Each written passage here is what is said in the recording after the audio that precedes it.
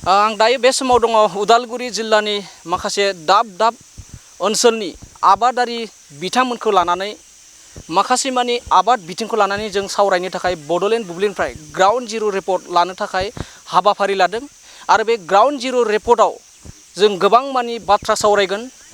आबादारि बिथिंखौ लानानै आथिखालनि जा सरकार बे 5 बोसोरनि सरकार थामहिनबा प्रमद बर'नि दैदेननाय जा बिटिआर सरकार बिथांमोना गुबुन गुबुन बिथिंखौ जौगानायनि बाथ्रा बुङो, गुबुन गुबुन आफादखौ मदद होनायनि बाथ्रा बुङो। जा बे बेलायाव आबाद बिथिंखौ बेसेबां नोजोर होदों, आबाद बिथिंखौ लानानै आथिखालनि सरकारा मा थांखि लादों। थारैनो आथिखालनि बिटिआरनि गाहाय मावफुं सोद्रोमा प्रमद बर' बिथाङा जाबायदि बाथ्रा बुंदों आबादनि बिथिङाव गुबुन गुबुन गाव फसंथान बिथिङाव गोबां जौगानायनि बाथ्रा बुंदों। थारैनो बे समाव ग्राउन्ड जिर' रिपर्टआव जों मिन्थिनो नाजागोन थारैनो आथिखालनि जे बिटिआरनि गाहाय मावफुं सोद्रोमा प्रमद बर' बिथाङा आबाद बिथिंखौ नोजोर होमारदोंना, थारैनो बिथाङा खालि बाथ्राल' बुंदों ना प्रेक्टिकेलि खामानि मावदों आरो ग्राउन्ड जिर' रिपर्टजों बिथांनि बे खामानि मावनाया बेसेबां साक्सेसफुल जादों जों बेखौ नोंथांमोननि गेजेराव बड'लेण्ड बुब्लि एक्सक्लुसिभ लाइभनि गेजेरजों नोंथांमोननि गेजेरजों मिथिहोनो नाजागोन। थारैनो बे समाव जों बड'लेण्ड बुब्लिनिफ्राय बे उनसुंनाय हाबाफारि ग्राउन्ड जिर' रिपर्टनि गेजेरजों उदालगुरि जिल्ला फार्मार सेल थामहिनबा आथिखालनि प्रमद बर'नि दैदेननाय इउपिपिएल राजखान्थि दोलोआव मोनसे मोननै नङा गोबां मानि बेफोरबायदि सेल दादों। थामहिनबा बेफोरबायदि सेल दानायनि गेजेराव फार्मार सेल, बे फार्मार सेलाबो इउपिपिएल राजखान्थि दोलोनि मोनसे थांखि आरो नोजोर। बे उदालगुरि फार्मार सेलनि बे समाव जों हांख्रायना लाबोनाय माखासे दैदेनगिरिफोरजों लोगोसे ग्राउन्ड जिर' रिपर्टनि जा आबादारिफोरखौबो जों माखासे ग्राउन्ड जिर' रिपर्टनि गेजेरजों मिथिनो नाजागोन। दा बे समाव जों दिनैनि बे फार्मार सेलखौ लानानै आबाद बिथिंखौ लानानै जाबायदि नोंथांमोननि गेजेराव मोगा मोगि लाना फैदों बेखौ नोंथांमोना एक्सक्लुसिभ लाइभनि गेजेरजों आबुङै नायलांदों। दा बे समाव जोंनि बड'लेण्ड बुब्लिनि जा ग्राउन्ड जिर' रिपर्ट बेवहा ग्राउन्ड जिर' रिपर्टआव जोंनि आलासि महरै एबा जों हांख्रायना लाबोनाय हिसाबै बे समाव जों लानानै फैदों प्रमद बर'नि इउपिपिएल राजखान्थि दोलोनि दैदेननाय इउपिपिएल दोलोनि फार्मार सेलनि आफादगिरि बिथां अबिनाश दैमारि बिथांखौ जोंनि बड'लेण्ड बुब्लियाव गिबि खेबनि थाखाय बरायनाय थाबाय।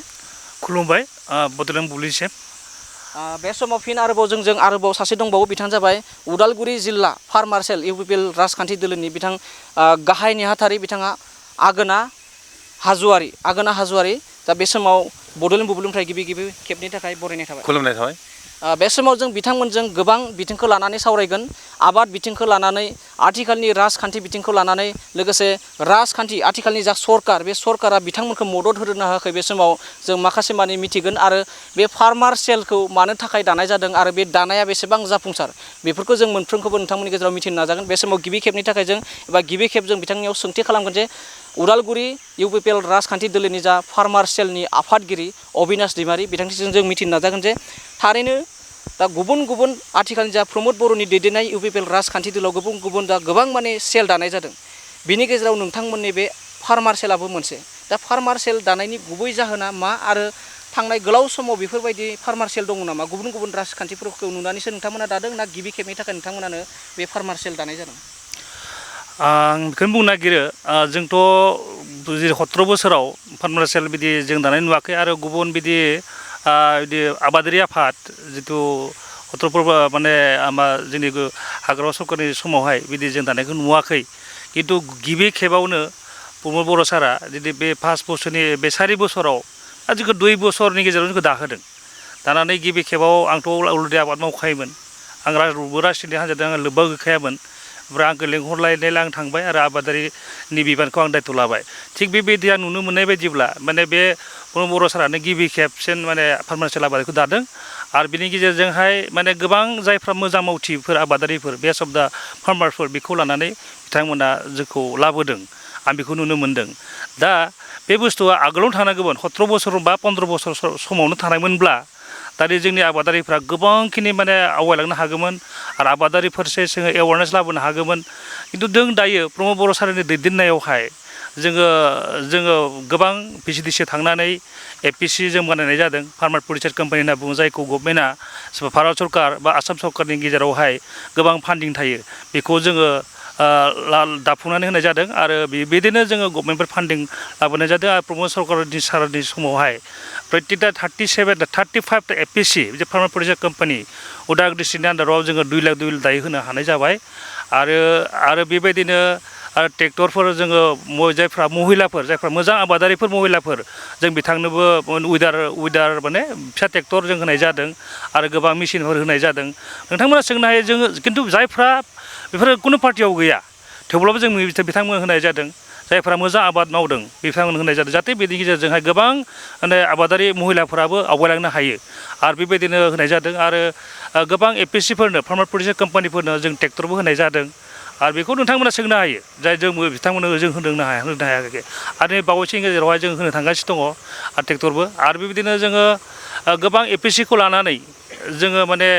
फार्मार्स एवारनेस प्रग्रामखौ होगासिनो दङ दा जोङो नुनो मोनदों जे जिथु बिधानफोरखा जों वेस्ट बेंगलनिफ्राय फैयो दा जों बेखौ जोङो दायो जोंनि बे बड'लेण्डआवनो जोंनि बे प्रमद बर' सरकारनि दैदेननायावनो जोङो सिटखौबो जों दायो एपिएससिफोरनो जेनेबा माबायदि माइ बिधान बनायनांगौ बेखौ जों ट्रेनिं होदों माबायदि 1 बिघा हायावहाय जोङो माबायदि डाबल खेथि खालामनांगौ बेखौबो जों फार्मारफोरनो फोरोंनाय जादों माबायदि गयखौ जों गायनांगौ गयनि सिङावहाय मा आबादखौ मावनांगौ बेखौबो जों फोरोंनाय जादों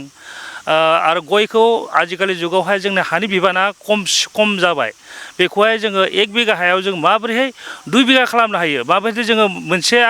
आबादजों मावनानै गुबुन मोनसे आबाद जों सोनो हायो बेखौ जोङो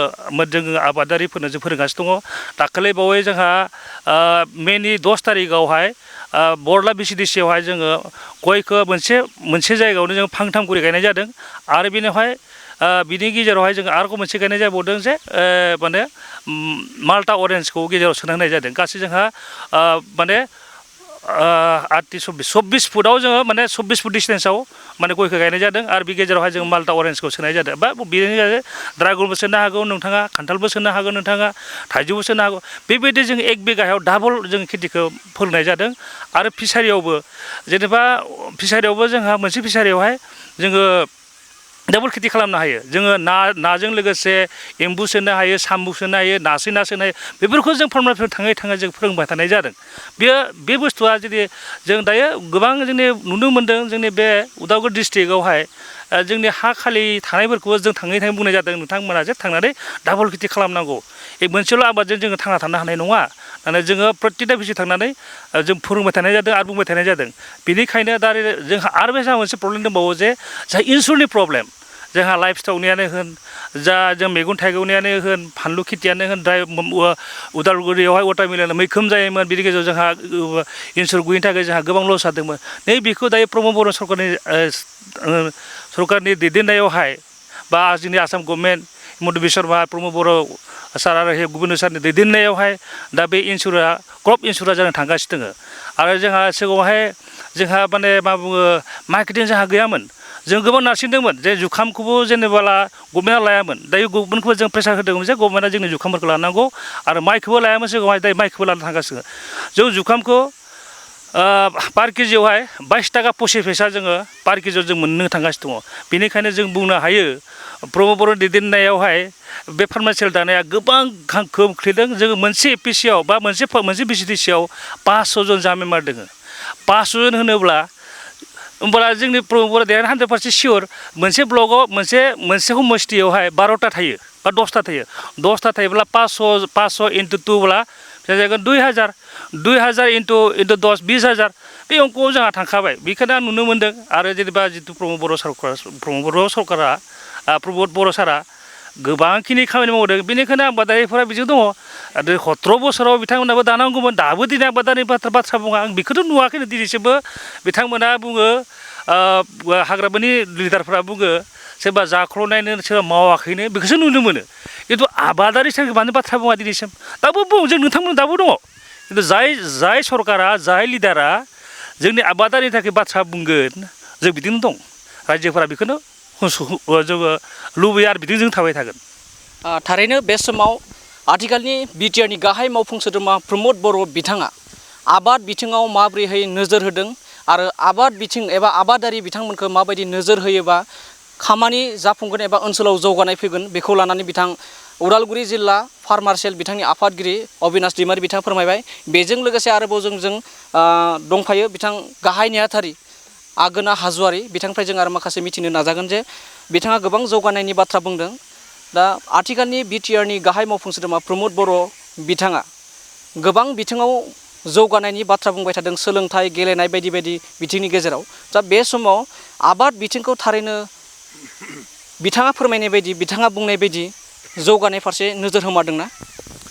आं गिबियावनो बड'लेण्ड बुब्लिनिसिम साबायखर जासिबाय। नोंगौ बर्थमान आं उदालगुरि डिस्ट्रिक्ट फार्मार सेलनि सेक्रेटारि जानानै आं खोब गोजोननाय मोन्दों आरो आंखौनो आं खाफाल गोनां होननानै आं सानना लानो हादों। मानोना नै देग्लायनि 2025 आरो 26 मायथाइनि बिटिआरनि बाजेट सेसनाव जोंहा काउन्सिल बाजेटआव दाख्लैबावै जोंहा अपेन खालामना होबाय। बेयाव जों नुनो मोन्दों जे बिटिसिआव गासै 420 अर्गेनिक हाब बेखौ जोङो खालामनो थांगासिनो दङ। बेजों लोगोसेनो नेशनेल हाइवे 27आव बिथाङा बिटिआरनि चिफ प्रमद बर' सारा बुंदों गासै मोन 10था अर्गेनिक हाब बानायनानै बिनिफ्राय अर्गेनिक जिथुनाखि प्रडाक्ट मैगं थाइगं जेसेबांखिनि प्रडाक्ट दं अर्गेनिक बेखौ बाहेरायाव साप्लाय होगोन। बिनिफ्राय फिसा जिथुनाखि गामि एरियानिफ्राय अर्गेनिक पइन्ट जेनेबा आबादारिफोर दङ बिथांमोननिफ्राय मालखौ कालेक्सन खालामनानै अर्गेनिक हाबाव जमा खालामगोन बिनिफ्राय बेखौ गोजौ लेभेलनि मार्केटाव हरगोन। बेनिखायनो आं खोब गोजोननाय मोन्दों गावखौ बेखिनि खामानिखौ मावनो हानानै। लोगोसेयैनो दाख्लैबावै जिथुनाखि बाजेट सेसन बेयाव बिटिआरखौ अर्गेनिक बानायनायनि मोनसे नोजोर दङ दानि प्रमद सरकारा। मानोना जों मिथिगौ जेसेबांखिनि जों दायो मैगं थाइगं माइ जागासिनो दङ गासिबो केमिकेल, जायनि खारनाव जोंनि दिनैनि देहाया ओरैबायदि दुरबल आरो गोबांथार केन्सार डायबेटिस सुगार गोबां बेमारजों नाख्रेबजानानै दङ। बेनिखायनो बैफोरबायदि गिदिर गिदिर बेमारनिफ्राय बारग'नायनि राहाखौ नोजोर बोनानै बिटिआरखौ अर्गेनिक हाब खालामनायनि नोजोर बोदों प्रमद सारा। आं बेखौ खोब गोजोननाय मोन्दों। बेखिनियानो। आरो बे समाव जोंनि बिटिआर ओनसोलाव गोबां आबाद मावो बे सैथो बाथ्रा। नाथाय बिनि गेजेराव जों सम सम नुना मोनो जे तुरमुजानो जा गुबुन गुबुन बिथिङानो जाया मानो आबाद मावखांनायनि उनाव बायनाय फाननाया गोबां जेंना जायो होननानै गोबां अजद होयो। दा बिनि सायाव प्रमद बर'आ एसेबो नोजोर होआखै नामा? नोंगौ थांनाय बाराव जों गोबांथार खस्थ'आव दङमोन जे वाटारमेलन गायनायनिफ्राय ओरैबायदि मोनसे मार्केटनि प्रब्लेम जाना होबाय। दा दैबानाजों लोगोसे कभिडजों लोगोसे बेयाव गोबांथार खहा जादों। जोंनि आबादारिफ्रा बिराद खस्थ' मोननो गोनां जादों। बेयाव नोजोर बोदों जोंनि प्रमद बर' सरा बेखौ नोजोर बोनानै दानि माबायदि राहाजों सुस्रांनो हागोन बे मार्केटखौ बिथाङा दायो नाजागासिनो दङ आरो बेखौ गोजौ लेभेलसिम लांनानै बिनिफ्राय माबोरै साप्लाय होगोन एक्सपर्ट खालामनो हागोन बेखौ बिथाङा नैबे बाजेट सेसननि गेजेरजों नाजागासिनो दङ। थारैनो बे समाव जोंहा उदालगुरि जिल्लानि इउपिपिएल फार्मार सेलनि आफादगिरि बिथाङा मोननैसो बाथ्रा बुंदोंमोन। बेखौ लानानै जों माखासे आबादारिफोरनियाव जों सोंथि खालामगोन एबा जोंनि बड'लेण्ड बुब्लिनि कारेस्पन्डेन्ट सुकुराम बर' बिथाङा माखासे सोंथि खालामगोन आरो बिथाङा आफादगिरि महरै इउपिपिएल राजखान्थि दोलोनि जा फार्मार सेलनि आफादगिरि महरै बिथाङा फोरमायदों बाथ्रा बुंदों जे आथिखालनि प्रमद बर' बिथांनि बे 5 बोसोरनि सरकारा आबादारिफोरनो माखासे मुलाम्फा होदों। थामहिनबा ट्रेक्टर होनायनि बाथ्रा बुंदों, फसल होनायनि बाथ्रा बुंदों। बेखौ जों बेसेबां सैथो आबादारि माखासे आबाद मावनानै आबादजों जाफुंसार जानाय बिथांमोननिफ्राय आं जोंनि बड'लेण्ड बुब्लिनि कारेस्पन्डेन्ट सुकुराम बर' बिथांखौ जों एक्सक्लुसिभ भिजुअलनि गेजेरजों बिथांनिफ्राय मिथिलानो थाखाय आं खावलायनाय थाबाय। नंगौ बसुमतारी, आं बे समाव दिनै ग्राउन्ड रिपर्टआव आं बेखौनो मिथिनो हास्थायगोन। दा जेरैबायदि आबाद बिथिङाव जिथु कारापसन जानायनि बाथ्रा बेनि सायाव आं एसे मिथिनो हास्थायगोन। दा जोंनि गेजेराव बिटिआर आबाद बिथिंनिफ्राय जि माखासे सुबिदा मोननाय बिथांमोना दङ आं बिथांनिफ्राय मिथिनो हास्थायगोन। नोंथाङा बिटिआर सरकारनिफ्राय मा सुबिदाखौ मोनफेरदों आरो बेयाव जिथु कारापसननि बाथ्रा ओंखारदों बै बुस्थुखौ मोननायाव नोंथाङा बिथांमोननो माबाफोर होनो गोनां जादों नामा? बिटिआर गभर्नमेन्टनि अननायजों आङो पावार टिलार मोनदों। नाथाय बे पावार टिलार मोननायाव थाइसेबो बिदि फैसा होनाखै, आं फ्रियावनो मोनदों। बिनि थाखाय आङो बिटिआर गभर्नमेन्टनि दैदेनगिरिफोरखौ आङो हामबाय होयो आरो। रावबो सोरबाफोर मेम्बारफोरा माबाफोर बुंदों बेबायदि दासिमबो गैया आरो मोनाखै। नंगौ, बिथांनिफ्राय जों मोनाखै बे बाथ्राखौ जों मिथिनो मोनबाय। आरोबाव जों दहायबावै एसे सिगाङाव जोङो मिथिलांनाय आब' बिथांमोनाबो जिथु बे ट्रेक्टरखौ बिथांमोनाबो मोनदों, आं बिथांमोननिफ्राय मिथिनो हास्थायगोन। आब'मोना जिथु मोनबाय ट्रेक्टरखौ सरकारनिफ्राय, बे ट्रेक्टरखौ मोननायनि बिनिमयआव माबाफोर होनो गोनां जादों नामा? गैया, जों जेबो होनो गोनां जायाखै। जों फ्रियावनो मोनदों। जेबो बियाखै रावबो? रावबो जेबो बियाखै। आब'आबो होनांदों नामा बिदि? आंबो होनाङाखै, थाइसेबो फैसा होनाङाखै। जों ओरैनो फ्रियावनो मोनदों आरो फ्रियाव मोननानै जों बेजोंनो मावगासिनोबो दङ। दिनै बेजोंनो जौगालांगासिनोबो दं आरो। दा बे समाव जोङो बिथांमोननिफ्राय जों मिथिनो मोनबाय बे कारापसन एबा बिथांमोना होनो नाङाखै होननानै बिथांमोना फोरमायदों। बसुमतारी, नंगौ, बे समाव आरोबाव सासे आबादारि आं बिथांनिफ्राय मिथिनो हास्थायबावगोन। बे समाव दङ UPPL ফাৰ্মাৰ চেলৰ পৰা আপোনালোকে কি পালে, কেনেকুৱা স্বাৱলম্বী হ'ব পাৰিছে, কি ক'ব বিচাৰিব? হয় হয় নিশ্চয়কৈ ফাৰ্ষ্ট অফ অল মই বড়োলেণ্ড যিটো চেনেল যোগেদি মই আপোনালোকক জনাব বিচাৰিছোঁ যে ফাৰ্ষ্ট অফ অল মই প্ৰমোদ বড়ো ছাৰক মই অশেষ ধন্যবাদ দিব বিচাৰিছোঁ পোনপ্ৰথমে। তাৰপিছত ক'ব গ'লে আমি APC হৈ কিনে এতিয়ালৈকে বৰ্তমানলৈকে আমি ধৰক APC গঠন কৰাৰ পৰা আৰম্ভ কৰি যিখিনি লিগেল কমপ্লেইন্স থাকে সেইখিনি কমপ্লিট আমাক তেওঁ চৰকাৰৰ গাইডলাইন মতে আমি সম্পূৰ্ণ কৰিব পাৰিছোঁ। লগতে আমি বিভিন্ন ধৰণৰ তেনেকুৱা ধৰক আমাৰ চেক এটা আমি পালোঁ 1.5 লাখ টকীয়া চৰকাৰৰ ফালৰ পৰা। তাৰ পৰা যথেষ্টখিনি আমি নিজৰ যি এটা APCখন চলাই লৈ যাবৰ কাৰণে নিশ্চয় আমাক সহযোগ হৈছে। লগতে আমাক ক'ব গ'লে BTRৰ ফালৰ পৰা আমাক এটা অৰ্গেনিক ট্ৰেইনিং তেনেকৈ আমি পাইছোঁ। তাৰ যোগেদি আমি প্ৰমোদ বড়ো ছাৰে ঘোষণা কৰা মতে প্ৰত্যেক BCDCৰ পৰাই আমি অৰ্গেনিকৰ কাৰণে মিছন এটা লৈছে। প্ৰত্যেক BCDCতে অৰ্গেনিক ফাৰ্ম তেনেকৈ বনোৱা হ'ব, লগতে ট্ৰেইনিং দিয়া হ'ব। সেইটো কাৰণে মই তেখেতক অশেষ ধন্যবাদ দিছোঁ। লগতে মই নিজে পাবই এটা অৰ্গেনিক তেনেকুৱা ফাৰ্মত গৈ কিনে 6 দিন ধৰি মই তেখেত ফ্ৰী কষ্টত তেনেকুৱা মই ট্ৰেইনিং লৈ আহিছোঁ আৰু অৰ্গেনিকৰ বিষয়ে। তেনেকুৱা নিশ্চয় মই অনাগত দিনত নিজৰ APCখনক লগতে নিজৰ BCDCখনক অৰ্গেনিক দিশত মই তেখেতৰ মিছনত মই সহভাগী হৈ কিনে মই যোৱাটো বিচাৰিছোঁ। নিশ্চয় মই অনাগত দিনত আমি যথেষ্টখিনি ছাৰৰ মিছনৰ যোগেদি আমি সহযোগ পাম বুলি আশা কৰিছোঁ। যিহেতু UPPLৰ অপজিশ্যন পাৰ্টিসকলে তেওঁলোকে কৈছে যে কাৰাপশ্যন হৈছে BTR কৃষি বিভাগ, তো আপুনি 1.5 লাখ টকা পালে বুলি ক'লে, অৰ্থাৎ ইয়াত হয়। আপুনি কিবা বিনিময় দিব লাগে? বিনিময়ত 1 টকা আমি দিব লগা হোৱা নাই। তাৰ বিনিময়ত আমি ধৰক 1 টকা আমি তেনেকৈ দিব লগা হোৱা নাই। আৰু আমি APCখন সুন্দৰভাৱে আমি চলাই লৈ গৈছোঁ। মোটামুটি 500 তেনেকুৱা শ্বেয়াৰ হোল্ডাৰ লৈ কিনে এতিয়া বৰ্তমান ৰান কৰি আছোঁ। আৰু অনাগত দিনত আমি নিশ্চয়কৈ তেনেকৈ কাৰাপশ্যন মই এতিয়ালৈকে বৰ্তমান এটা কৰাতে তেনেকুৱা ধৰণৰ মই দেখা নাই, আৰু মই তেনেকৈ 1 টকাও তেনেকৈ দি পোৱা নাই। বৰঞ্চ আমি পাবই এটা অৰ্গেনিক তেনেকুৱা ফাৰ্মত লৈ কিনে আমাক 6 দিন 7 দিন ধৰি আমাক তেখেতে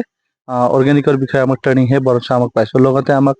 বিজনেছ প্লান কেনেকৈ কৰি লৈ যাব লাগে আৰু খেতিয়কক কেনেকৈ কি কৰিব লাগে, বিভিন্ন ধৰণৰ ট্ৰেইনিং আমাক BTRৰ ফালৰ পৰা আমাক ট্ৰেইনিং সময়মতে আমাক তেনেকৈ প্ৰদান কৰি আহিছে। ধন্যবাদ। नंगौ, बे समाव जोंनि आबादारि बिथांमोना बेसेन नाङि जासे सोलोंथाइ लानायजों लोगोसे जिखिनि मोननांगौ बुस्थुफोरखौ माने बिथांमोना मोनफुंनो हादों बेखौ फोरमायबाय। बे समाव बिथांनिसिम फिन आं हरफिनबावबाय बसुमतारी। थारैनो बे समाव नोंथांमोना नुना मोनबायदि आथिखालनि प्रमोद बर'नि दैदेननाय बे सरकारा गुबुन गुबुन बिथिंजों लोगोसे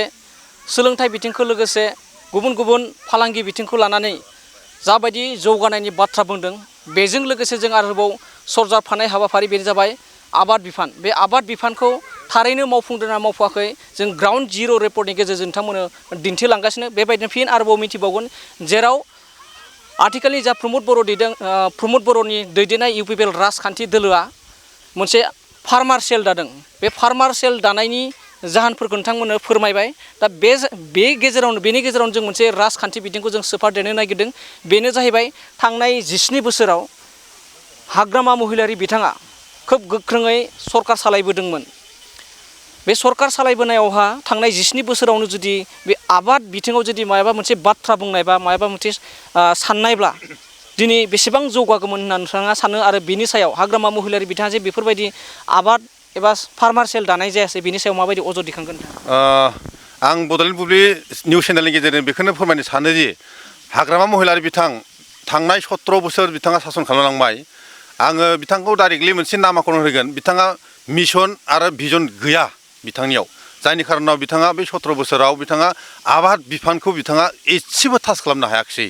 बेनिखायनो आं बिथांखौ बुंबाय बिथाङा मिशनलेस आरो भिजनलेस लिडार होननानै आं बिथांखौ बुंबाय। आरो दानि जिथु प्रमोद बर' सार सरकार दैदेननाय UPPL राजखान्थि दोलोआव आं बहुद जाज खालामनानै नुबाय जे नंगौ थारैनो मिशन आरो भिजन दंमारो दानि सरकाराव। गोदोनि 17 बोसोर हाग्रामा सरकार आरो दानि प्रमोद बर' सरकार थुलुना होना नायोबा गोबां फारागखौ जों नुनो मोनो। दा 1 नाम्बाराव जोङो बे आबाद बिफानखौ जोङो टाच खालामनायखौ नुवासै। 2 नाम्बार जोङो जातियगत हंगरखौ जालांबाय। 3 नाम्बार बिथाङा जेनेरेसन क्रिएट खालामनायनि बाथ्राखौ बिथाङा सानफेराखिसै। दा जिहेतु प्रमोद बर' साराबो मिशन 50 बिथाङा लादों जे जोंखौ ACS IPS आरो बेजों लोगोसे डक्टर इन्जिनियार खालामनाय जिथु लादों, बिराद माने खोब बाख्नायथाव हाबाफारि होननानै आं सानो। थारैनो बे समाव थांनाय 17 बोसोराव हाग्रामा महिलारि बिथाङा आबाद बिथिङाव माबोरै नोजोर होदोंमोन बेखौ उदालगुरि इउपिपिएल राजखान्थि दोलोनि फार्मार सेलनि गाहाय नेहाथारि आगोना हाज'वारि बिथाङा फोरमायबाय। थारैनो थांनाय 17 बोसोराव आबाद बिथिङाव एबा आबादारिफोरखौ माबोरै नोजोर होदोंमोन जों बेखौ लानानै जों माखासे आबादारिफोरनिफ्रायनो जों थोंजों ग्राउन्ड जिर' रिपर्टनिफ्राय लानो नागिरदों। मानो होनना बुङोब्ला आथिखालाव राजखान्थि बिथिंखौ एबा राजखान्थिनि दैदेनगिरि बिथांमोना गोबां गावजों गाव दान्थे बिदान्थेखौ नुलायलायो। बेखायनो जों ग्राउन्ड जिर' रिपर्ट जाय बिथांमोना आबादारि थांनाय गोलाव समनिफ्रायनो आबाद मावबोदों, थांनाय 20-30 बोसोर सिगांनिफ्रायनो आबाद मावबोदों, बै 20-30 सिगां थामहिनबा प्रमद बर'नि दैदेननाय सरकारनि सिगां बिथांमोना मदद मोनमाराखैमोन ना मदद मोनदों बेखौ लानानै जों ओनसोलनि एबा उदालगुरि जिल्लानिनो माखासे आबादारि बिथांनिफ्राय जों मिथिनो नाजागोन। बे समाव आं थोंजोङै सासे उदालगुरि जिल्ला ओनसोलनिनो सासे आबादारि बिथांसिम जों मिथिनो नाजागोन जे बे समाव आथिखालनि जा प्रमद बर'नि दैदेननाय एबा दानानै होजानाय फार्मार सेलनि इउपिपिएल फार्मार सेलनि गाहाय नेहाथारि आगोना हाज'वारि बिथाङा फोरमायदों दि थांनाय 17 बोसोराव बेफोरबायदि जेबो मावफुङाखैमोन होनना बुंदों। थारैनो बेबायदि बाथ्रानि सायाव नोंथाङा माबायदि बाथ्रा फोरमायो? गिबियावनो खुलुमबाय। आं दिनैहाय बेयाव बे बड'लेण्ड बुब्लिनि गेजेरजों बड'लेण्ड बुब्लिखौ आङो धन्यबाद होयो चेनेलखौ। मानो होनबोला दिनै बे बड'लेण्ड बुब्लि चेनेलनि गेजेरजों आङो दिनै जोंनि चिफ प्रमद बर'खौ आङो धन्यबाद होनो हादों। मानो धन्यबाद होदों होनबोला जेरै जोंनि आगोना सारा जेरै बुंलांदों जे जों 17 बोसोर जिथु हाग्रामानि दैदेननायाव जोङो बेबायदि फार्मार सेल दानाय नुवाखैमोन। नाथाय जेब्ला प्रमद बर' जोंनिया चिफ जानायनि उनावहाय 2 बोसोरावनो बियो जोंनो फार्मार सेलखौ दाना होबाय। आरो बे फार्मार सेलखौ जोङो बुंनो थाङोब्ला जोङो सिगाङाव जोङो मिथियाखैनोमोन बे फार्मार सेला मा बुस्थु बेखौ दिनैसिमबो किसुमान मानसिया जोंनि गामिफोराव मिथिया। दायो बे फार्मार सेलखौ जोंनो प्रमद बर' सारा जोंनो दाना होबाय आरो जेसेबांनोखि जोंनो पेपार वर्कनि खरसा दं जि दं जोंनो सारा होबाय। बेनिखायनो आङो जोंनि प्रमद बर' सारखौ इनायनो धन्यबाद होयो। बेजों लोगोसे जोंनो बिजनेस प्लाननि बिना खरसायाव जोंनो बिजनेस प्लाननि ट्रेनिंबो होबाय आरो बेजों लोगोसे दायो जिथु जोंनि सरकार जाय प्रमद बर'नि दैदेननायजों जोङो माने जि मोननांगौ जिखुनु जोंनि खेथिनि थाखाय जोङो मोनगासिनो दं। लासै लासैबाबो जोङो मोनगासिनो दं। खेबसेयावथ' होनो हाखाया नालाय बयनोबो, बेनिखायनो जोङो लासै लासै मोनगासिनो दं। आरो जिखुनु जोंनो नांगौ जानाय बुस्थु बेखौ जोङो दायो मा होनो जोंनि एग्रिकालचार जिथु जोंनि उदालगुरि डिस्ट्रिक्टनि बेफोराव किसुमान बुस्थु जोंनियाव सफैयोबाबो जोङो सिगाङाव मिथियाखैमोन। नाथाय दायो जोंनि फार्मार सेल दानायनि गेजेरजों जोङो जोंनि उदालगुरि डिस्ट्रिक्टनि जोंनि अबिनाश सार आरो आगोना सार जिथियानोखि एग्रिकालचाराव सफैयो बे खबरफोरखौ जोङो लोगो मोनहैयो। थिग बेबायदिनो जोङो फैनानै बेफोर बुस्थुफोरखौ जोङो लानो हायो। आरो बेजों लोगोसे जिथु जोंनि आङो जे तामुलबारि आर'नाइ एफपिसिनि फार्मार्स प्रडिउसार कम्पानि डाइरेक्टर सासे आरो जोङो बे तामुलबारि जिथिया फार्मार सेलखौ जोङो जागायजेनबाय बे जागायजेननाय सेथि बोसोरावनो जोङो जुखामबो खेथि खालायदोंमोन। जुखामखौ जोङो 30 बिगा खालायदोंमोन। जोङो जथेस्थ' जौगानो हादों बे खेथि खालामनायावबो। आरो बेजों लोगोसे दायो देग्लाय जोङो खालायाखै, नाथाय देग्लाय जोङो जोंनि फार्मार सेलनि आन्दारावहाय जोङो 14 बिगा जोङो हा लानानै आरो 3-4 बिगासो जोङो फिसारि खालायनो स्टार्ट खालायबाय। आरो थारैनो बे समाव नोंथाङा आबादारि महरै फाननाय बायनायाव उसुबिदा दङ नामा? फाननाय बायनायाव एसे उसुबिदा दं। मानो होनबोला बेखौ सरकारा एसे सिन्था खालायनांगोन। दायो नै प्राय भाग जोंनि एरियायाव नायोब्ला जोङो लाव खेथि खालायदों। दा लाव खेथिखौ बे गुबुन जायगानिफ्राय फैनानै बेखौ बायनानै बिसोरो लाङो। बेखौ मानि थाखाय लाङो जोंनि बेयाव जाय खेथि मावदों बिसोर मिथिया एक्चुअलि। आरो बे माबाखौ मा होनो बे जुदि फेक्टरियाव लांनानै मा बुस्थु बनायहैदों बेखौ बे जुदि फेक्टरिखौ जोंनि सरकारा एसे स्टाडि खालायनानै बे फेक्टरिखौ जोंनि एरियायाव जुदि बानायोब्ला स्टाब्लिस खालायनो हायोब्ला जोङो दायो थांनाय बोसोराव लावखौ जोङो हाइएस्ट 20 रुपिस पार केजि मोनदोंमोन। नाथाय देग्लाय थांनाय सप्तायाव जोंहा हाइएस्टआनो 3 रुपिसल'सोमोन। थ' बे जुदि फेक्टरिया जोंनि एरियायावनो जायोमोनब्ला जोंहा बे उसुबिदाया जानाय नंलामोन। आरो जिथु 20 रुपिस जोङो थांनाय बोसोराव मोन्दोंमोन बे 20 रुपिसखौनो जोङो मोनबाय थागौमोन। जोङो 3 रुपिसाव देग्लाय फैनो गोनां जानाय नङामोन आरो बे जुदि फेक्टरिया जोंनियावनो थानायमोनब्ला। थारैनो बे समाव बिथाङा सासे आबादारि महरै गोबां बाथ्रा फोरमायबाय आरो आथिखालनि जा प्रमद बर' बिटिआरनि CM प्रमद बर' बिथांनिसिम बिथाङा खावलायदों फाननाय बायनायाव जाबायदि जोंनि बिटिआर ओनसोलाव माखासे जेंना दङ बे जेंनाखौ बिथाङा मावफुंनो थाखाय खावलायदों आरो बे समाव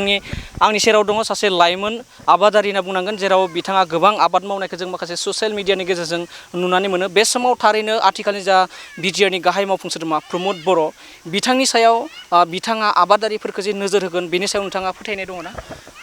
नंगौ आंहा बे समावहाय आं प्रमद सार बिथांनिसिम आं रोजा रोजा साबायखर बावहरो मानो होनब्ला बिथाङा आबादारि बिथिंखौ गोबां गोसो होदों आरो बिथाङा जाबायदि खामानि मावदों आबादारिफोरनि थाखाय रायजोफोरनि थाखाय बिथाङा गोबां मोजां खामानि मावगासिनो दङ। दा बुंनो थाङोब्ला थांनाय देग्लाय बोसोरावहाय थांनाय 2025आव बिथाङा एफपिसिफोरनो डाइरेक्ट 1,50,000 रांहै अनसुंथाइ हरदों आरो बेजों लोगोसे एफपिसिनि मुङावहाय जाखिनि एफपिसिफोर दङ बिथांमोननो एफपिसिनो फ्रि ट्रेनिं खालामना होनाय जादों बिजनेस प्लान। बे बिजनेस प्लाननि थ्रुयै गोबां एफपिसि डाइरेक्टर्स बा प्रमटार्सफोरा बे बिजनेस प्लानखौ सोलोंनानै लानो हादों आरो बिनि थ्रुयैनो फैबाय थानाय समावहाय जाखिनि एफपिसिफोर दङ बिथांमोना मोजाङै आबाद मावहोनो हागोन आरो मोजां रोखोमै माने बिजनेसावहाय आगान होनो हागोन होननानै आङो आसा फारिनाय दङ आरो आं बेखौनो खावलायगोन सारखौ सारा जाबायदि बेबायदि स्टेप लाबाय थादों आरो बिदिनो मोजाङै आरो साक्सेस खालामलांबाय थाथों बेबायदिनो सारा जाहाथे बिटिआर हालामावहाय बा दा हमना ला गुबुन मोनसे मा होनोमोनलाय दा हमना ला जोंनि बिटिआर हालामाव गोबां आइजोफोरनो ट्रेक्टर होदों आरो थांनाय बिश्वनाथ पाबय होननाय मोनसे जायगायावहाय आबादारिफोरनो थाखाय मोनसे अर्गेनिक फार्मिंनि थाखाय बिथांमोननो थाखाय फ्रिलि ट्रेनिं होबाय जाबाय बिटिआर गभर्नमेन्टआ। बेखौ नोजोर बोनानै नायोब्ला माने जोङो फैबाय थानाय समावहाय फुललि बिटिआरखौ जोङो अर्गेनिक खालामनो हागोन होनना जोङो आसा फारिनाय थायो। थारैनो बे समाव फिन आरोबाव जों दसे समनि उनाव आबादारि बिथांमोननि खाथियाव फैगोन ग्राउन्ड जिर' रिपर्टनि गेजेरजों माखासे बाथ्राखौ मिथिगोन आरो दायो फिन आरोबाव जा प्रमद बर'नि दैदेननाय इउपिपिएल राजखान्थि दोलोनि दाजानानै होजानाय फार्मार आफादगिरि नेहाथारि बिथांमोननि सेराव जों थांदोनि थारैनो बे समाव आरोबाव फिन फैबावबाय इउपिपिएल उदालगुरि जिल्ला इउपिपिएल फार्मार सेलनि आफादगिरि बिथां अबिनाश दैमारि बिथांसिम फिन आरोबाव मिथिबावनो नाजागोन दे थांनाय 19 बोसोराव जा हाग्रामा महिलारि बिथाङा गोहोआव दंमोन बै समाव गोबां जोंनि बिटिआरनि सिङाव गोबां दाङाबाजि जाना थांबाय 2008, 2012, 2014 मायथाइयाव। दा बै समाव आबादारिफ्रा गोबां जेंनायाव गोग्लैदोंमोन होननानै जों माखासे समाव मिथिना मोन्दों। दा बिनि सायाव नोंथाङा माबायदि अजद होगोन आरो आथिखालनि थासारि आबादारिफोरनि थासारि माबायदिहै सोलिदों बिनि सायाव गुवारै फोरमायनो थाखाय आं खावलायनो होदों। जोंथ' मोन्दों बांगाल आन्दलन जादोंमोन दावराव जादोंमोन बे समावथ' गोबां प्रब्लेम मोन्दों आरो बेवहाय जोंबो न'खर खाथिनिफ्रा दैज्लां समावनो खोथा समाव मोजां उन्दुनो मोनाखै मोजां थासारि मोनाखै बांगालफोरा मोनाखै जोंबो मोनाखै बे जायगायाव दावराव जादोंमोन जोंबो बांगालखौ फोरि दावरावआवबो जोंबो थांफानो गोनां जादोंमोन बेखौथ' सैथो खोथा खिन्थु आथिखालावहाय आरो क'क्राझारावबो जादोंमोन बिदिनो एसे गावला गावसि जादोंमोन माने बांगालफोरजोंहाय बिदि बेलायावहाय माने आबादारिफ्रा गोबां खस्थ' मोन्दों आरो मोजाङै आबाद दिखांनो हायाखै। खिन्थु दायो जोङो नैबे 5 बोसोर जायाखै दिसुन अब्लाबो 4 बोसोर खावसेयावहाय जों माने बन्द'आ मा बुस्थु बेखौ जों दा मिथिला जोंनि गथ'फोराथ' मिथिस्रानाय नंला दायो बन्द' माने कि बाबासो होनगोन दायो बुंनो माने दायो बुंनो थाङोब्ला माने गोबां माने आबादारिफ्रा खुनु बन्द' मोनाखै गोसोबायदि जों बेफार खालामनो मोन्दों आरो जेबो जों प्रब्लेम मोनाखै माने बेखौ जों नुनो मोन्दों नोंथांमोना बयबो मिथिगौ बन्द'आव दिनैसिम बिटिसि एकर्ड जानाय लोगो लोगो बन्द'आ माबायदि बुस्थु रावबो स्टुडेन्ट बुंनो हाया रावबो बेफारि बुंनो हाया रावबो बुंनो हाया आरो बिन्दास हर दिहर जों बेफार खालामनो हायो थांलाय फैलाय खालामनो हायो बेखौ जों मोन्दों। आगोलाव माने मोनायाव थाबाय 6टा बाजाबानो बन्द' बेखौ जों नुयोमोन माने। थारैनो थासारिखौ लानानै बिथाङा सुंद' समनि गेजेरजोंनो फोरमायबाय थांनाय सिगां बिटिआर एकर्डनि सिगां थामहिनबा 2020 मायथाइनि सिगां माबोरै फालांगि मावनायाव आबाद मावनायाव जेंना जादोंमोन बिथाङा सुंद'यैनो फोरमायबाय दा बेनि गेजेराव फिन आरो बेखौनो बे सोंथिखौनो जों गाहाय नेहाथारि बिथांसिम जों मिथिनो नाजागोन बिथाङा मा फोरमायनाय दं फोरमायगोन मा साननाय दं बिनि सायाव जे थांनाय 17 बोसोराव गोबां माने बन्द जाबाय होननानै बिथाङा अजद दिखांदों गोबां माने आबादारिफ्रा गायनांगौ समाव दावराव दावसि हानांगौ समाव बोखांनो समाव गोबां दावराव दावसि माने बे समाव जादोंमोन जोंनि बिटिआरनि सिङाव दा बिनि बेलायाव मा नोंथाङा फोरमायनो सानो नंगौ थांनाय 17 बोसोर जितु हाग्रामा सरकार सालायलांनाय बे समाव गोबां जाथि हंगरखौ जानानै थांबाय नाम्बार 1 2008 2012 आरो 2014 बेयाव गोबांथार जोङो जाथि हंगरखौ खालामनायनि गेजेराव आबादारिफ्रा गोबांथार खहा जादों आं बेखौ सिदायैनो बुंगोन दा बेयाव जोंहा ओरैबायदिबो जादों जे माने बिटिआर सरकार जितु दा बर्थमान फैबाय बेफोरखौ गासैखौबो नोजोर बोनानै जोङो हमनो हाबाय जे गोबां बन्द बनला आन्दलन बियो सोलिलांबाय बै सिगाङाव खिन्थु दायो आफादगिरि जोंहा अबिनाश दैमारि आदा बुंनाय बायदिनो दायो जोंनि गथ'फ्रा बन्द होनबा मा बेखौ बुजिनाय नंमारला होननाया बे रोखा जामायबाय आरो जोङो दायो गोसोबायदि फ्रि बिटिआरनि सिङाव जेसेबांखि जाथि जनगोष्ठी दङ बिथांमोनहा गोसोबायदि थांलाय फैलाय बेफार बानिज्य दा बेयाव चलाफेराया दा फैबाय आरो बेयाव गोजोना फैबाय होननानै जों रोखा बुंनो हायो आरो बे समाव आबाद बिथिङाव करपसननि माबाफोर जादों नामा आथिखालाव गोबां माने बेरेखा दलनिफ्राय अजद दिखाङो दिनैनि थारिखआव आबादारि गेजेराव दिहुनथाय जितु प्रडाक्सन बेखौ मार्केट लेभेलाव लांनायाव इसेबांथार बारा जेंना जेथोखौ आं नुनो मोनाखै खिन्थु चेलेन्जआथ' एसे एनैया थाखागोन जेंना जेथोआ एसे एनैया थाखागोन दा जोंनि मार्केटिं दा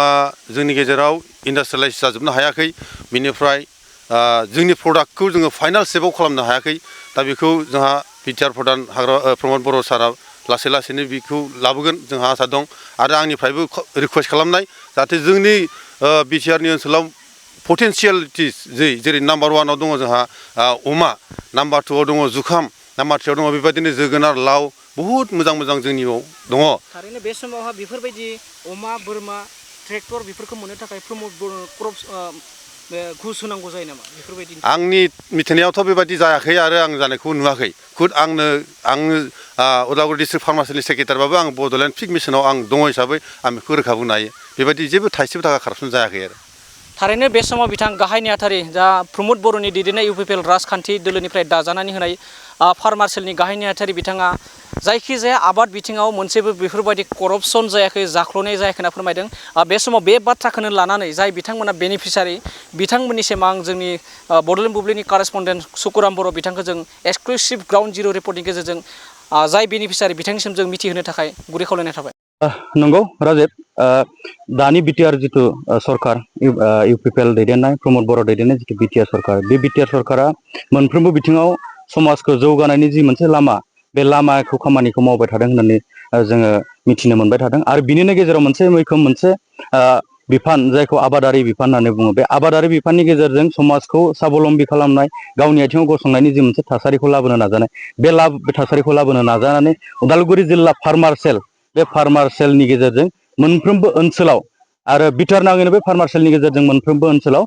बे आबादारिफोरखौ मोजां थाखोआव मोजां मोनसे बेबस्थाखौ मोनहोनो थाखाय ट्रेक्टरनिफ्राय लानानै जोलैनिफ्राय लानानै आबादनि अर्गेनिकनिफ्राय लानानै गासिबो बिथिङाव जौगाहोनो थाखाय खामानि मावनायखौ जों मिथिनो मोनदों बावैसो सिगां जोंहा उदालगुरि जिल्ला फार्मार सेलनि आफादगिरि अबिनाश दैमारि बिथाङा मोनसे बाथ्राखौ फोरमायदों बे जोंनि इउपिपिएलनि प्रमद बर'नि दैदेननाय सरकारनिफ्राय ट्रेक्टर राननायजों लोगोसे जोलै राननायनिफ्राय लोगोसे हासार राननायनि बायदिसिना बिथांमोना फोरमायदों जोङो दिनै आबादारि बिथांमोना जोंजों लोगोसे दङ आं बिथांमोननिफ्राय मिथिनो हास्थायगोन जे बिथांमोननि जिथु दाबि खालामनाय उदालगुरि जिल्ला जिथु इउपिपिएलनि फार्मार सेल बिथांमोना जिथु दाबि खालामनाय जों बिथांमोननो सुबिदाखौ होदों होननाय बे बेसेबां सैथो जों बिथांमोननिफ्राय जों मिथिनो हास्थायगोन आंजों लोगोसे जोंहा सासे आब' दङ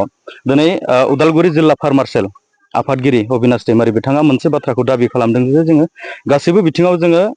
जोलैनिफ्राय लानानै ट्रेक्टरनिफ्राय लानानै हासारनिफ्राय लानानै बिथांमोना सुबिदाखौ खालामनो नाजादों आरो बिनि गेजेरजों थांना थानायनि राहा लामाखौ होनो नाजादों होननानै बिथांमोना फोरमायदों आरो बेखौ जों होफुंनो हादों होननानै फोरमायदों आरो बेयाव मोनसे बाथ्राखौ रायखांदों जे आइजो माहारिखौ बिथांमोना प्रेफारेन्स मोनसे होदों होननानै दिनै नोंथाङा सासे आबादारि आइजो हिसाबै नोंथाङा खुलुमबाय आं बे बड'लेण्ड बुब्लिखौ गोजोननाय होबाय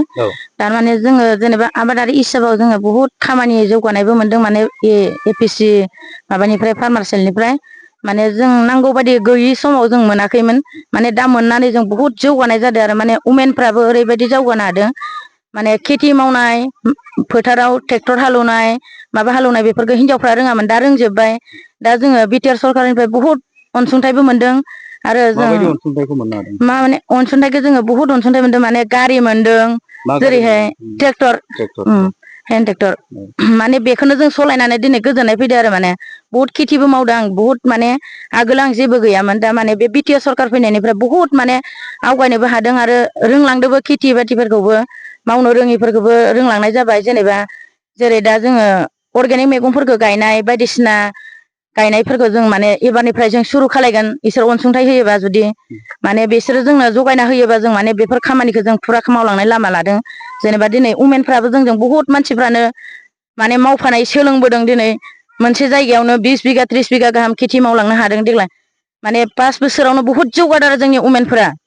माने आगोलो माने बिपिएफ सरकाराव जों जेबो जौगानायबो मोनाखैमोन आरो जेबो गोजोननायबो गैयामोन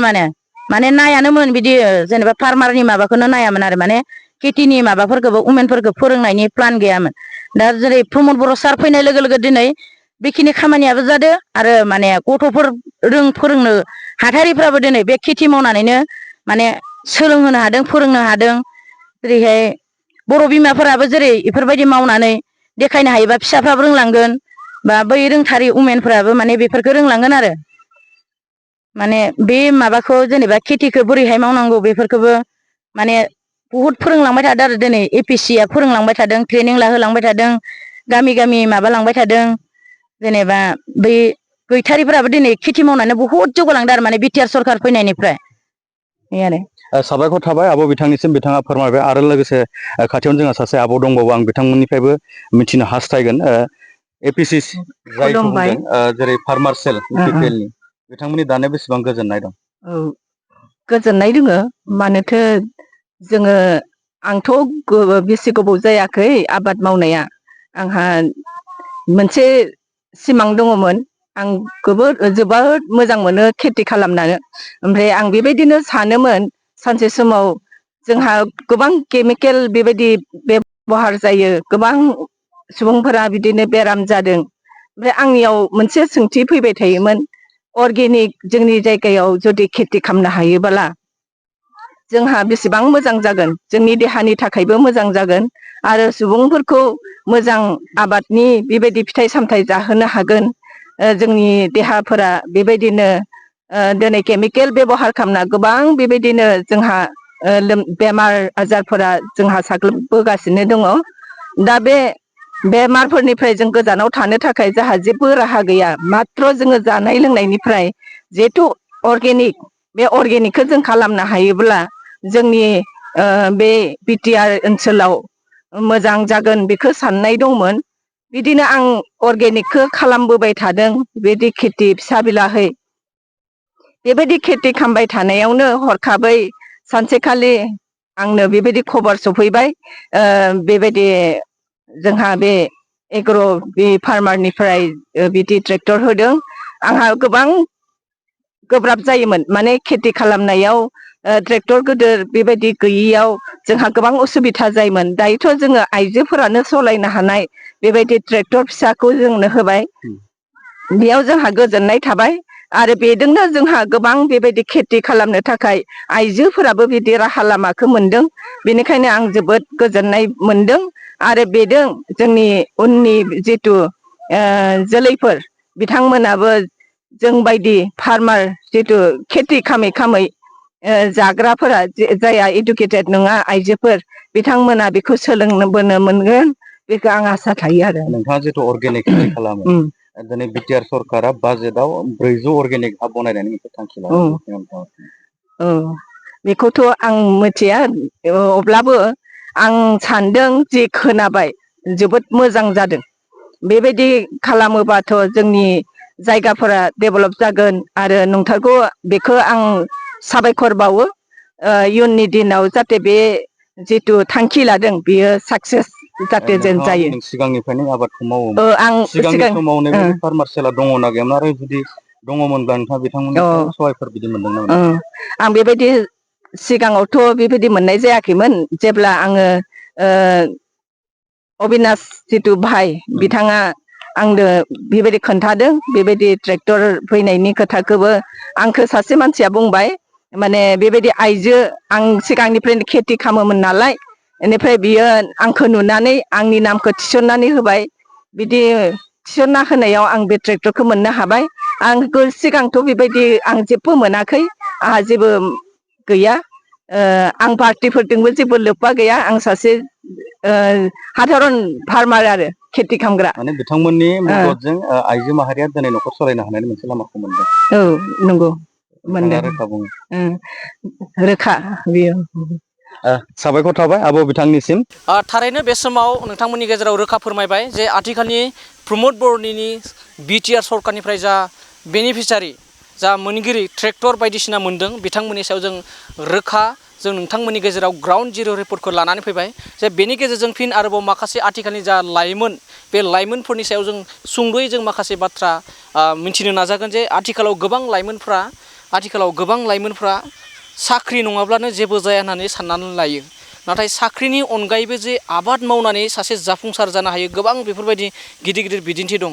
दा आथिखालनि बैफोर लाइमोनफोरखौ जाय बिथांमोना साख्रिखौल' साननानै थायो बिथांमोननि सायाव माबायदि नोंथांमोना फोरमायगोन माबायदि बिथांमोननि सायाव खावलायनाय थागोन। आं बेखौनो बुंनो नागिरो जेब्लानाखि आङो ग्रेजुवेसन जादोंमोन होमब्ला आइया आंनो 6,000 होदोंमोन 6,000 होनानै आं आबाद मावदोंमोन दिनै बेनि आइनि आबादजोंनो खिन्थु आइया आंनो मोनसे आसिर्बाद होदोंमोन जे 6,000 फैसाया बहुद थाखा जागोन बेजोंनो दिनै नोंथांमोनजों रायलाय मोन्दों फिसाखिनि प्लेटफर्म मोन्दों आंहाथ' साख्रि गैया जेब्लानाखि आङो फार्मार सेलनि आफादगिरि जादों होमब्ला आं आबादखौनो मावबाय थाखायो आरो दाबो नोंथांमोना नुनो मोननो हागौ आं जेनेबोला माल्टा गायो थालिर गायो ओमफ्राय जुखाम गायो माइ फोयो अनेक बुस्थु आं मावखायो नोंथांमोना बयबो मिथिखागौ अबिदास होननाय लोगो लोगोनो आबादारि होनना मिथिखायो दा आं बेखौनो बुंनो नागिरो आथिखालनि जुगावहाय आबाद स्टुडेन्टफोरा फरायनायजों लोगोसे जे थालिर फांनै गायोब्लाबो बियो माने ब्रास थहैनो न'आवहाय बे आबाद मावनो हायो होमब्ला जोङो आबादाव मा जिनिस आरो फ्राय मिथिखागौ जे आबाद जोंनि जेनेबा आंनि आइ आफायाबोथ' साख्रि गैयामोन आबादजों सोलिलांदों गासिबो मिथिखागौ जे आबादजों लोब्बा लायोब्ला आजिखालि साइन्टिफिक टेक्न'लजिजों जों जुदि मावोब्ला साख्रिनि गोनांथि होननानै आं साना बेनिखायनो आं बेखौनो बुंबावो जे ब्रह्म बर' सारखौ बेखौनो खावलायबावो जे स्कुलसिमबो जुदि आबादनि फारसे जुदि कचिं जुदि होलांनो हायोब्ला आबादजोंबो थांना थानो हायो सोलिलांनो हायो बिदि होननानै जुदि जोङो बेयावबो मोनसे चेप्टार सोजाफाना होयोब्ला होमबानिया जोंनि बड'लेण्ड सेम बा बड'लेण्ड सरकार सेम गोबांखिनि आबादारिजों लोगो लानानै जौगालांगोन आं सानो आरो बेखौहाय बिदि 4 बोसोराव बेसेबांखिनि आबादारिफोरा सिन्था खालामदोंब्ला आरो बेवहाय 17 बोसोराव 15 बोसोरावहाय हाग्रामा सारा बिदि सिन्था खालामनायमोनब्ला दिनै गोबां लाइमोनफ्रा साख्रिनि प्रब्लेमखौथ' साख्रिखौनो सोनायनाय नङामोन साख्रिया मोनो 30निफ्राय नोंहा 50सिम मोजां साख्रिबासो होनब्ला जोङो जुदि 1 बिघा हायावनो जुदि जोङो 1 लाख 1.5 लाख दिहुननो हायो जुखामखौनो आं मोनसे खोथा बुंनो एकदम सिम्पल 3 मास 4 मास नांगौ 4 मासाव 6,000 खरसा जायो नोंहा 30,000 थाखा मोनो होमब्ला जोङो 2 बिघा मोनबानो बेसेबां थाखा जागोन होमब्ला 12 बिघाबाल' जोंहा 30,000 पार मान्थआव माने 30,000 थाखा मोननाय जाहैखायो बिदि जोङो दायो जों फार्मासियल जानानै जों बहुतखिनि एवारनेस होदों आरो जोङो स्कुल कलेजाव थांनो नाजागासिनो दङ जे जोङो माने फरायनायजों लोगोसे जेनेबाला आबादखौ लांफायोब्ला उनावहाय फरायखांनायनि उनावहाय जाहाथे बे आन्दायन जाहाथे गोनां दाजाथों बेखौ जोङो दा स्कुल कलेजावबो थांनानै जोङो एवारनेस लानो नाजागासिनो दङ। थारैनो बे समाव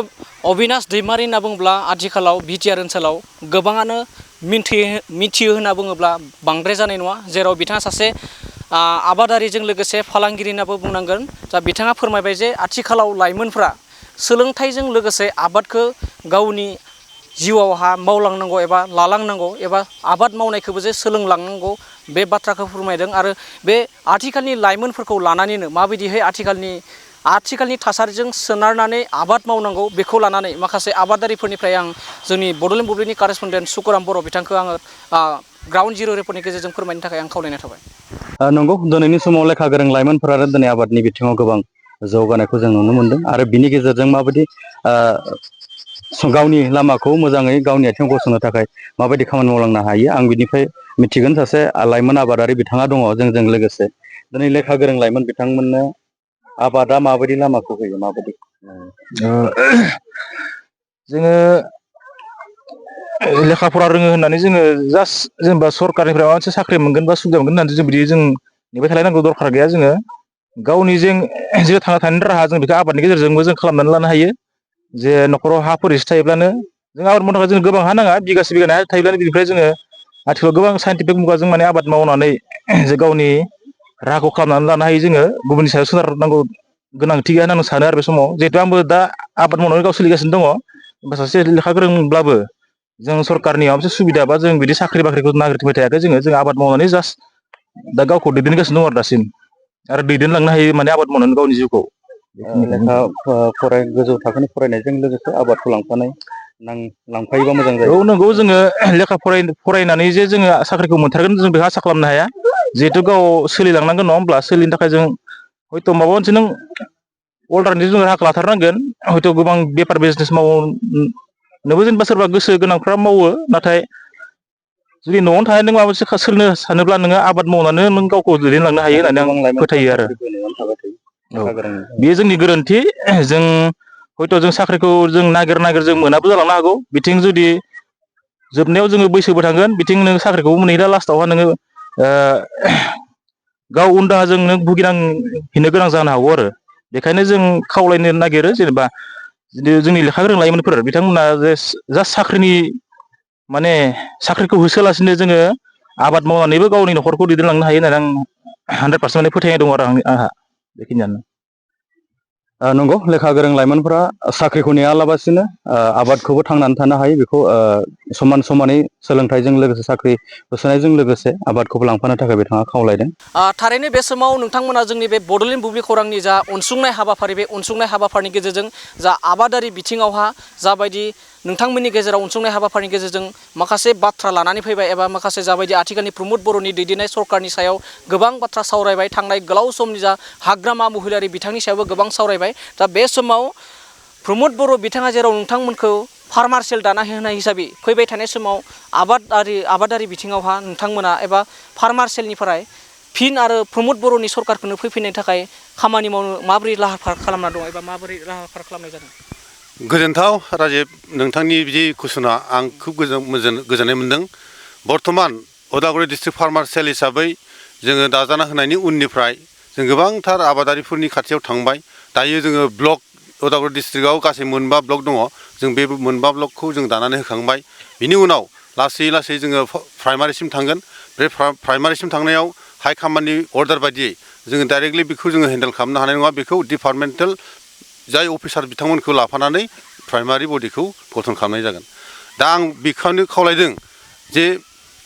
ओरैबायदि मोनसे खोथा होननाय दङ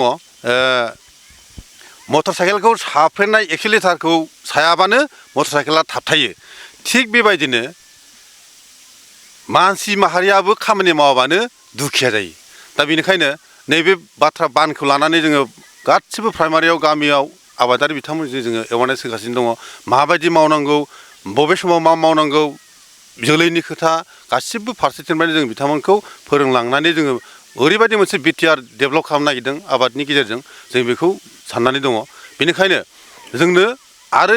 प्रमद बर' बायदि सरकारखौ जोङो नेक्स्ट 5 बोसोरावबो जोंनो नांगोन खारन बिथांनि मिसन एन्ड भिजना आबादखौ लानानै खोब मोजां साधारन पाब्लिकखौ लानानै खोब मोजां सिन्था सरसा दङ बेखायनो जों नेक्स्ट बारावबो जोङो प्रमद बर' सारखौ देरहाहोफिननायनि खामानिखौ मावगासिनो दं आरो मावलांबाय थागोन।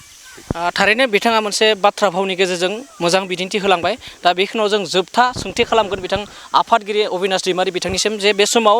फैबाय थानाय जा बिटिसि काउन्सिल बिसायख'थिया गेजेराव आरो माखासेल' दान दंसै नोंथाङा सासे आबादारिजों लोगोसे आबाद सेलनि जा फार्मार सेलनि आफादगिरि महरै आबादारिफोरखौ नोंथांमोना मा खावलायगोन जे बै बिसायख'थिनि थाखाय? आं नोंथांखौ आरो खनसे धन्यबाद होबावदों आङो बिटिआरनि गासै रायजो राजाफोरखौ आं बेखौनो बुङो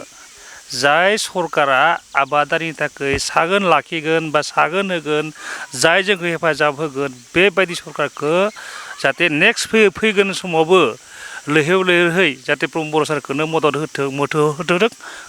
होथों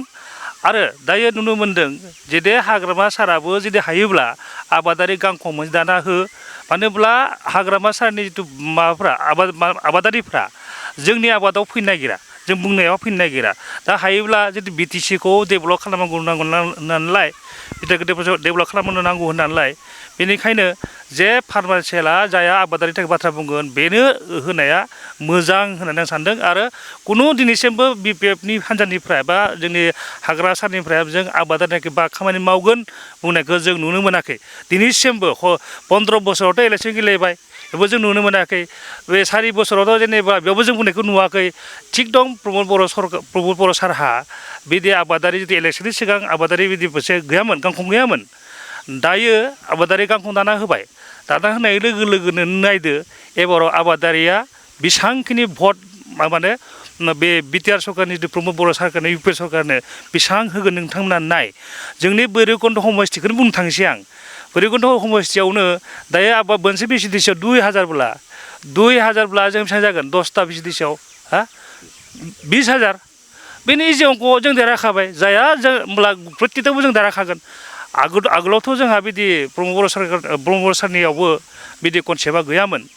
दायो गोदान कनसेप्ट फैनाय लोगो लोगोनो प्रमद बर' सारा माबा देरहायनि खोथा दं नामा बेखौ बिपिएफ सरकारनि बिपिएफ हान्जानि दोलोफोरा सानना नायनाया मोजां दाखालि DY 65आव जों सोंलांसि जादोंमोन DY 65आव बुंबाय जे नोंथांमोना जे बुंदों खत्र सरकार सलायबाय बुंदों येस राइट होमबा नोंथांमोना दिनै आबादारि बाथ्राखौ मानो बुंनो हाया होननानै सोंनायाव बिथांमोना जवाब जेबो बुंनो हायाखै मानो होनबा लिडारफ्रानो कनसेप्ट होखायाखै बिथांमोनखौ डिस्ट्रिक्टनि लिडारफोरखौ कनसेप्ट होखायाखै हाग्रामा सारानो कनसेप्ट होखायाखै होमबा बिथांमोना डिस्ट्रिक्ट लिडारफ्रा मा बुंनो हानो जों बुंबाय दिनै प्रमद बर' सारा दिनै फार्मासियाव दानानै आबादारिनि थाखाय जागा थांनानै गामि थांनानै फार्मासि एवारनेस खालामदों दिनै जों नुनो मोनदों नामा दिनैसिमबो ससियेल मिडियायावहाय बे बिपिएफ हान्जानि दैदेनगिरिफ्रा फार्मास एवारनेस लादों नामा नोंथांमोना सोंनो हागोन नोंथांमोनाथ' एसे रिपर्टनि निउसनि मानसि दिनैसिमबो बिथांमोना आइडिय'लजि आरो भिजन गैया बेनिखायनो आं सानो दा हाग्रामा सारनि बिफायाबो दा रिहन सार उदालगुरियावहाय रिहन सारा माने मिनिस्टार जाबोबाय दिनैसिम बिथांनि बिफायाबोथ' आबादारिमोन दिनै बिथाङाबो साननांगौ गावबो आबादारि एक्सुवेलि बुंनो थाङोबा दिनै बिथाङा मानो आबादारिनि बाथ्रा बुङाखै दिनै मानो सिन्था खालामाखै आं बेखौनो खावलायो रायजोफोरखौ जे जाय सरकारा जाय लिडारा जोंनि थाखाय आबादारिनि थाखाय बाथ्रा बुंगोन आरो 90% जोंनि बिटिआर थानाय हालामाव थानाय गोबां मानसियानो माने आबादारि बेनिखायनो आं जेसेबां 90% आबादारिफोरखौ बेखौ बुंगोन जे नेक्स्ट फैगोन जे बिसायख'थियाव जाहाथे बयबो लैहोर लैहोरै बे ट्रेक्टर सुबियाव भट होगोन होननानै आं खावलायदों आरो बेबायदिनो आङो प्रमद सारखौ बेखौ खावलायो जे फैगोन देरहानायनि उनावहाय आबादारिनि थाखाय इन्डास्ट्रियेलफोरखौ जाहाथे जोंनो खालामना होयो जोंहा जेनेबा जोंनि पटेन्सियेल सर्सफ्रा जोंनियाव गोबां दङ बेखौनो आं खावलायदों जे बे इन्डास्ट्रिखौबो जाहाथे जोंनि बिटिआर हालामाव जाहाथे नेक्स्ट देरहानायनि उनावहाय जों आबादारिफोरखौ होयो आरो होआबा बिदि बेवहाय माने मा होनना बुङो आबादारिफ्रा दुखु मोननाय थानो हागौ थारैनो बे समाव बिथांनि मोनसे सोंथि आरो बिथाङा मोनसे बाथ्रा बुंदों थांनाय 17 बोसोराव हाग्रामा महिलारि बिथाङा आबादारिफोरनि थाखाय मा सानखो थांनाय 17 बोसोराव हाग्रामा महिलारि बिथाङा आबादारिनि थाखाय मा मावखो आरो थांनाय 17 बोसोराव आबादारिफोरनि थाखाय फंसेबो मानो थाखाय बाथ्रा बुङासै आरो फैबाय थानाय समाव हाग्रामा महिलारि बिथाङा एबा जाबायदि फैबाय थानायनि थाखाय हाग्रामा महिलारि बिथाङा राजखान्थिनि बिथिंखौ लानानै गोबां बाथ्रा बुंदों नाथाय फंसेबो दासिमबो हाग्रामा महिलारि बिथाङा आबादारिफोरनि थाखाय मानो फंसेबो बाथ्रा बुङाखै आरो मा बाथ्रा बुंगोन बेखौ लानानै बिथां उदालगुरि जिल्ला फार्मार सेलनि आफादगिरि अबिनाश दैमारि बिथाङा गोख्रों बाथ्रा एबा सोंथि खालामनायखौ बे समाव नुनो मोननाय जादों आरो जों आसा खालामो बिनि फिननाय आरो बिनि सोंनायनि फिननायखौ थाबैनो जा बिपिएफ राजखान्थिनि दैदेनगिरिफोरनिफ्रायबो जों मोनगोन होननानै जों आसा खालामदों आरो जोंनि बे जा बड'लेण्ड बुब्लिनि अनसुंनाय हाबाफारि आबादारि बिथिंखौ लानानै मोनफ्रोमबो बिथिंखौ लानानै जा अनसुंनाय हाबाफारि ग्राउन्ड जिर' रिपर्ट लानाय फार्मार सेलनि आबादारिफोरनि बे अनसुंनाय हाबाफारिया जोंनि बड'लेण्ड बुब्लिनिफ्राय जाबायदि हाबाफारि लानाय बे हाबाफारिया एसेनोसै गोजोन्थों आं बड'लेण्ड बुब्लिनिफ्राय गाहाय सामलायगिरि राजिब बसुमतारी।